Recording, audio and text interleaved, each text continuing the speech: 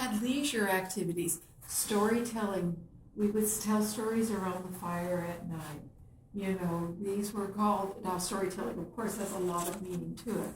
But yes, this is what we did traditionally within our society, within our clans, within our tribal groups. So, traditionally, we did a lot of different things to maintain our sense of physical wellness. Not only did we have the homes and the structures in which to live, we had a good, healthy food source that was continual to support our community. We were active, we had games, we had that social interaction.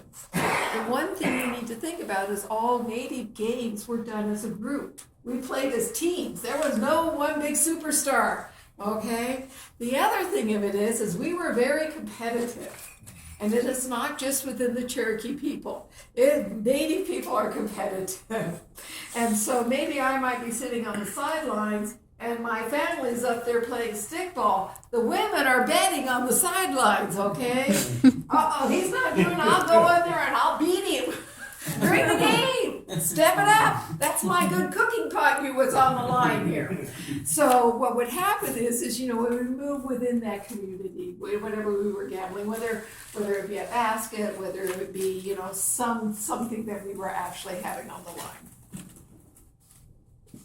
So change. When did change happen? As we heard earlier today in our keynote speaker, all Native peoples experienced change, and it really was with European contact.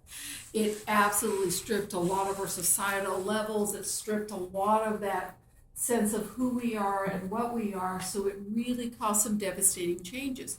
Not only it changed us physically. We lost our homes. We lost our environment for safety. We lost our food sources.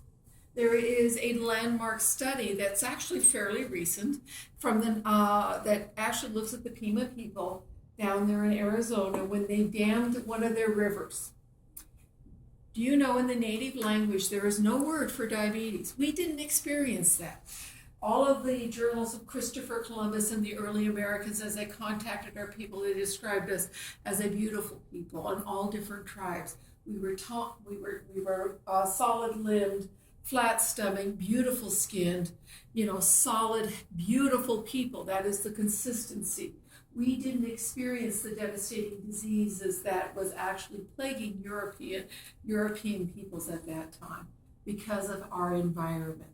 But when they dammed that river in Arizona, it changed that group of people from being able to hunt and fish and grow their own food and maintain a sustainable culture where they now had to depend on commodities, foods that were processed, foods that were high fat. Within 20 years, 60% of the population studied had diabetes. And that is an ongoing story. So is diabetes genetically inherent in Native people? No. Our environment plays a very heavy role on that.